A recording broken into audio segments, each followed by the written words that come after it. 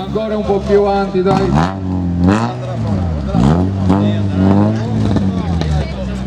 Bravi ragazzi, bravi! Ma questa è la macchina più vecchia del nostro evento? Eh sì, può essere. Equipaggio no, ma la macchina sì? Sì, ho la compagna che il navigatore che mi abbassa la media. Questo volevo dire, bravi, complimenti. Com'è andata la gara? Bellissimo. Col cambio di macchina le prestazioni sono un po' elevate, ma io sono un po' sceso quindi un sacco di errori, ma tanto divertimento. Ma grazie alla navigatrice ce l'hai fatta? Sì, una bella spinta me l'ha data. Me lo immaginavo, che bravi, complimenti amici.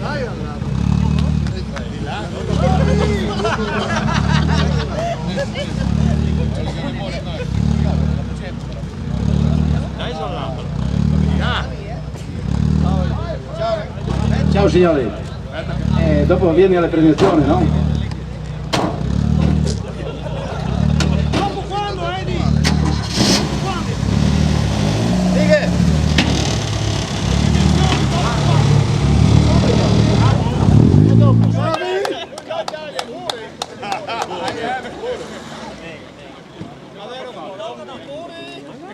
Aspetta,